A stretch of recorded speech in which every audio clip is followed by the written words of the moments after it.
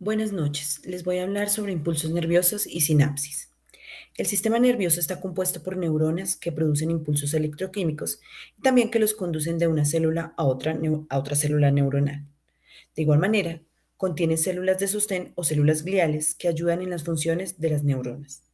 El impulso nervioso o eléctrico es una señal que se transmite de una neurona a otra, de neurona en neurona, y que su objetivo es pasar información sensitiva o motora hasta llegar a la estructura del cuerpo donde se generó el estímulo. Ahora veamos un video que nos permitirá entender mejor qué es un impulso nervioso.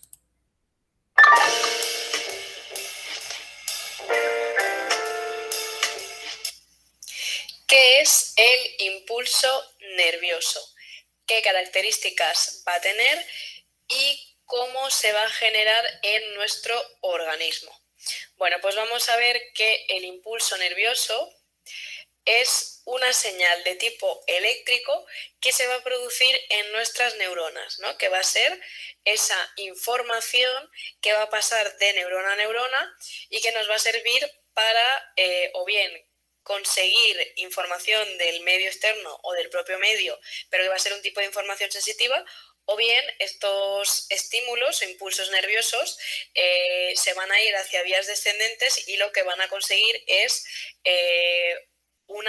realizar una orden motora, ¿no? Pues en el sentido de que vamos a conseguir realizar un movimiento activando la musculatura o, por ejemplo, vamos a activar a un órgano o a una glándula, ¿vale? Pero todo esto, sea tanto un estímulo sensitivo que vaya hacia el cerebro o al revés, sea una orden, por ejemplo, motora que vaya del cerebro a las extremidades, por ejemplo, pues todo esto va a ser mediante los impulsos nerviosos, ¿vale? Pues que, como decimos, será esa señal eléctrica que va a ir de neurona a neurona, ¿vale?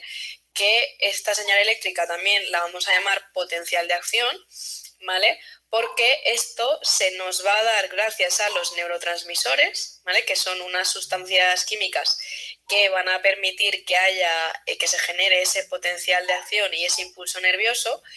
Y lo que va a suceder en esta neurona es que va a tener un cambio en la polaridad, ¿vale? Es decir, las neuronas en su interior van a ser negativas y su exterior va a ser positivo. Bueno, pues gracias a este neurotransmisor y a ese cambio que se va a generar, lo que se genera es ese potencial de acción o ese impulso nervioso eléctrico en el que se va a cambiar la polaridad, ¿vale? Pues de negativo a positivo en el interior, y entonces va a ir cambiándose a lo largo de todo el axón de esa neurona, y eso va a hacer que la siguiente neurona se accione lo mismo, ¿vale? Por lo tanto, pues se va a ir transmitiendo todo este impulso nervioso de neurona a neurona, ¿vale? Y como ya comento, pues eso es posible gracias pues a neurotransmisores, ¿vale? Pero también a los cambios que hay a nivel iónico dentro y fuera de la neurona, ¿vale? Y pues esto vamos simplemente a acabar de ilustrarlo con una imagen, ¿vale? Simplemente para entender un poco el recorrido que tendría un impulso nervioso, ¿no? Pues desde el momento en que, por ejemplo, aquí tenemos un estímulo, ¿no? Que estamos haciendo una percusión a nivel del tendón rotuliano, donde lo que va a suceder es que al percutir, pues tenemos ahí la generación del impulso, ¿vale? Pues porque el receptor recibe ese cambio mecánico y entonces con un neurotransmisor informa a la neurona que le está inervando, y entonces esta neurona pues tiene ese estímulo nervioso y ese potencial de acción que se va a ir transmitiendo a lo largo de toda la neurona hasta que hace sinapsis aquí pues con otra neurona, ¿vale? Con una interneurona. Y entonces esa interneurona también hace sinapsis aquí en la médula espinal, ¿vale? Aquí no subimos hacia el cerebro porque no es necesario, porque es para un reflejo, ¿vale? Pero la cuestión es que iría a otra neurona, que en este caso es la neurona motora, ¿vale? Que aquí nos daría una respuesta del músculo, que sería que se hiciera una contracción, ¿vale? Y entonces pues tenemos un movimiento de extensión en la pierna, ¿vale? Básicamente esto al final es para entender un poco pues por dónde viaja este impulso nervioso y dónde se genera y hacia dónde va. ¿Cómo ocurre el impulso nervioso? La señal que generan las neuronas se da gracias a las diferentes cargas que se encuentran dentro y fuera de la neurona. Primero, la neurona se polariza en carga negativa, dentro de ella misma y se mantiene en reposo, lo que se conoce como potencial de membrana o de reposo. Luego se da un intercambio de sustancias entre la neurona y el exterior que conlleva que la polaridad cambie pasando a positiva y por ende se genera el potencial de acción. Es cuando el impulso nervioso termina de recorrer la neurona que es ahí que la membrana donde se dio el proceso retorna a su potencial de reposo.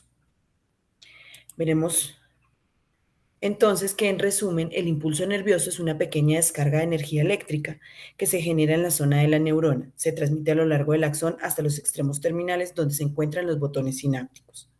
El impulso nervioso es una señal corta e intensa que se propaga de forma unidireccional, es decir, no puede volver atrás. Se trata de una onda de energía eléctrica que recibe el nombre de potencial de acción. Las propiedades de la membrana celular de las neuronas. Esta es la encargada de generar el impulso nervioso. Son capaces de hacerlo gracias a que son semipermeables, es decir, que dejan pasar algunas sustancias. Las membranas tienen canales iónicos que permiten el paso de iones específicos. Potencial de membrana. En el caso de las membranas de las neuronas, hay un tipo especial de canal que se abre o cierra en función de los cambios eléctricos que experimenta la membrana. Estos son canales iónicos dependientes del voltaje. Permiten el reparto desigual de iones positivos y negativos a ambos lados de la membrana, dando como resultado un campo de fuerzas que recibe el nombre de potencial de membrana o voltaje. La bomba sodio-potasio. El potencial de reposo es el potencial de membrana o voltaje de una neurona en reposo. Este potencial es ligeramente negativo, lo que quiere decir que acumula más iones positivos en el exterior de la célula que en su interior. Este valor negativo del potencial de reposo se da gracias a la actividad de la bomba sodio-potasio, que es una proteína que actúa como un transportador de intercambio. Este canal iónico bombea 3 iones de sodio hacia afuera, mientras bombea también 2 iones de potasio hacia adentro. Potencial de acción o generación de un impulso nervioso. Cuando una dendrita recibe un estímulo, se producen cambios en el potencial de membrana. Este cambio provoca un cambio brusco y repentino en el potencial de reposo, lo que se conoce como potencial de acción o impulso eléctrico. Es una serie de corrientes iónicas a través de la membrana que liberan energía eléctrica. Es como una descarga de energía. Fases del potencial de acción. La primera fase es la despolarización. El pequeño cambio de potencial o voltaje abre los canales de sodio, entonces se produce la entrada masiva de iones de sodio. Al mismo tiempo, la bomba de sodio-potasio deja de funcionar, evitando la salida de estos iones. Como resultado de estos procesos, el potencial de membrana se vuelve positivo. Ahora hay más carga positiva dentro de la célula. La segunda fase es la hiperpolarización. La despolarización provoca el cierre de los canales y el sodio deja de entrar. Sin embargo, los canales de potasio están abiertos. Ellos permiten que salgan gran cantidad de iones de potasio, lo que provoca de nuevo la polarización de la membrana. Dentro de la célula nuevamente se vuelve negativo, con una carga mayor a la que presenta en condiciones de reposo. Y la tercera fase es la repolarización. Es la última fase del potencial de acción en donde la neurona recupera sus condiciones de reposo activando de nuevo la bomba de sodio-potasio para restablecer las cargas propias del estado de reposo. Finaliza entonces el impulso eléctrico quedando lista la membrana para reaccionar ante un nuevo estímulo. Veamos ahora nuevamente un video que nos permitirá comprender mejor los canales iónicos del potencial de acción y el potencial de membrana.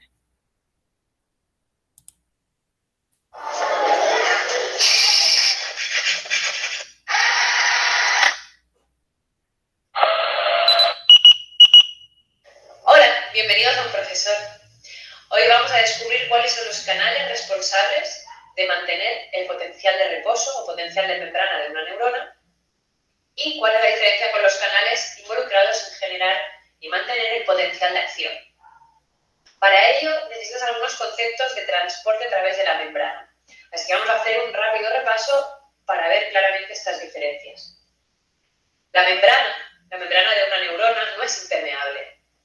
Los iones y las moléculas deben poder entrar y salir, ya que mis células necesitan continuamente estar comunicándose y recibiendo información del medio en el que viven. Por lo Transporte hay sí o sí, ¿vale? En una membrana. Puede ser pasivo si no implica gasto de energía.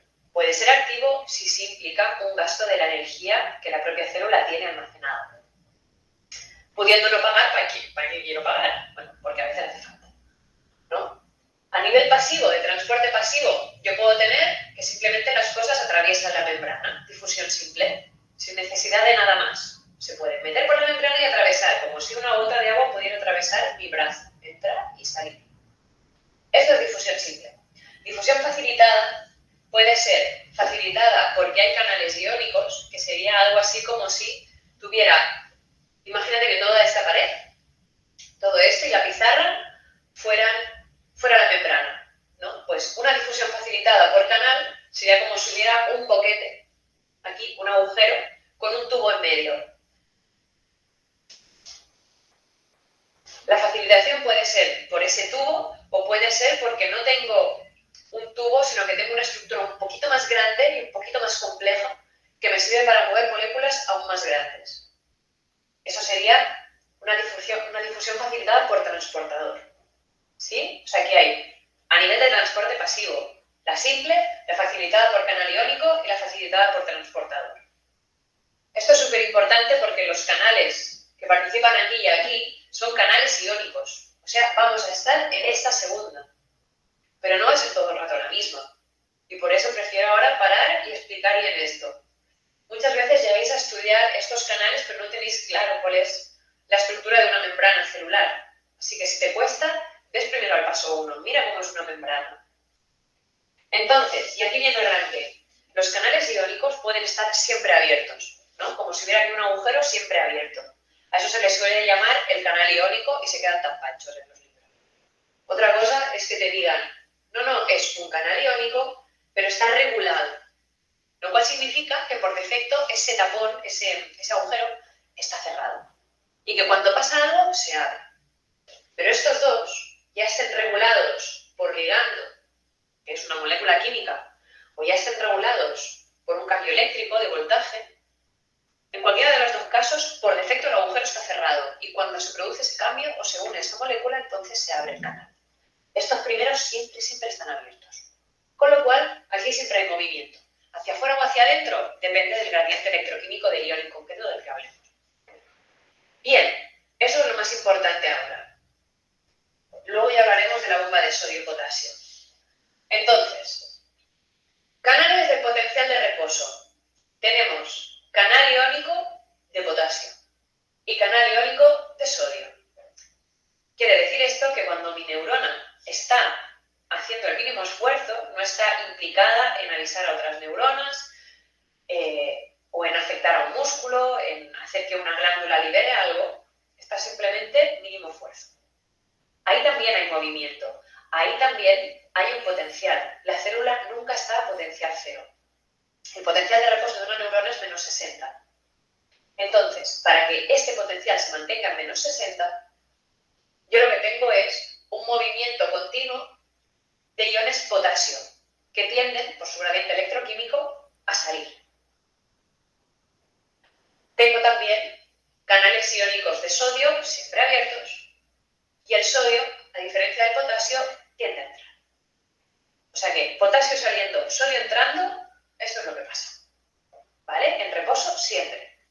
Ahora, si alargamos esto a lo largo del tiempo, llegaría un momento en el que tendríamos todo el sodio dentro y todo el potasio fuera.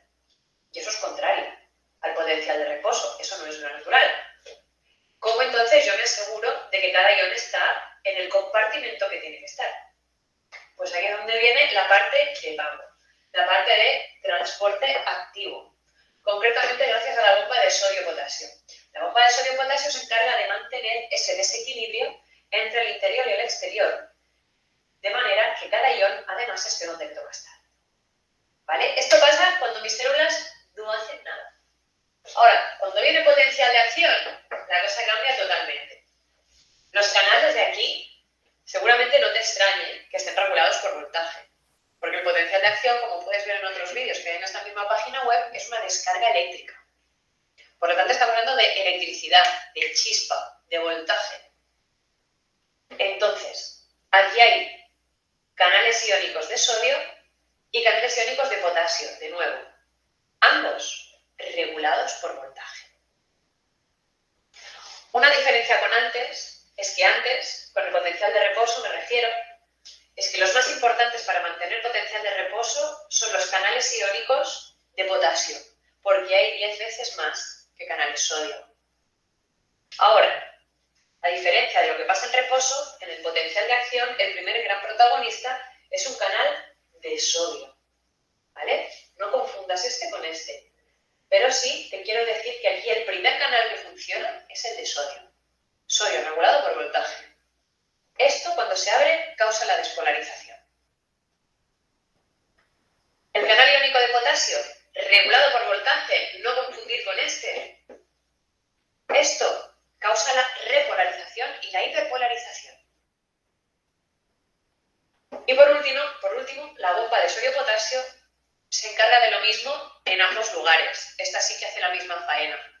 Simplemente se asegura de que cada ion vuelva a su compartimento, según su propio gradiente electroquímico.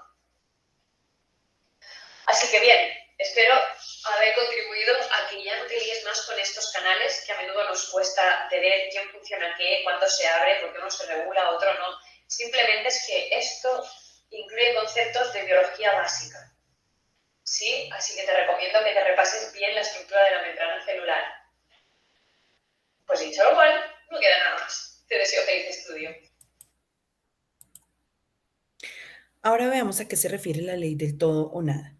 Una vez se genera un impulso nervioso en alguna parte de la membrana, el proceso de despolarización viaja por toda la membrana si alcanza el potencial mínimo o potencial umbral. De lo contrario, no viaja en absoluto. Es decir, viaja del todo o no viaja nada. La sumación espacial es la sumación de potencialidades postsinápticas en respuesta a estímulos que ocurren en diferentes zonas de la membrana de una célula postsináptica al mismo tiempo. En cambio, la sumación temporal es a su vez la sumación de potencias postsinápticas en respuesta a estímulos que ocurren en la misma zona en la membrana de una célula postsináptica, pero en diferente momento. La sinapsis es la conexión funcional entre una célula y otra. En el sistema nervioso central, la segunda célula es una neurona, mientras que en el sistema nervioso periférico, la segunda célula puede ser una neurona o una célula efectora dentro de un músculo o de una glándula. En la sinapsis entre una neurona y un músculo es similar a la de una neurona con otra neurona. Sin embargo, en la primera, esta es conocida como uniones mioneuronales o neuromusculares. En la sinapsis entre neuronas comprende una conexión entre el axón y las dendritas y el cuerpo celular o axón de otra neurona. Hay tres tipos de sinapsis: la axodendrítica, la axosomática y la axoaxónica. En todas, la transmisión solo va en una dirección, de una primera neurona o presináptica hacia una segunda o postsináptica. Existen dos tipos de sinapsis: la sinapsis química, en donde el mensaje es transmitido a través de una sustancia química o neurotransmisor. Allí la parte presináptica está separada por un espacio sináptico de 20 a 40 Nm de la parte postsináptica, espacio que es atravesado por el neurotransmisor. Y la sinapsis eléctrica, en donde el mensaje es transmitido por el paso de iones de una célula a otra a través de uniones gap. Estas sinapsis son menos frecuentes, en cambio las químicas son la forma más común de comunicación neuronal. Muchas gracias.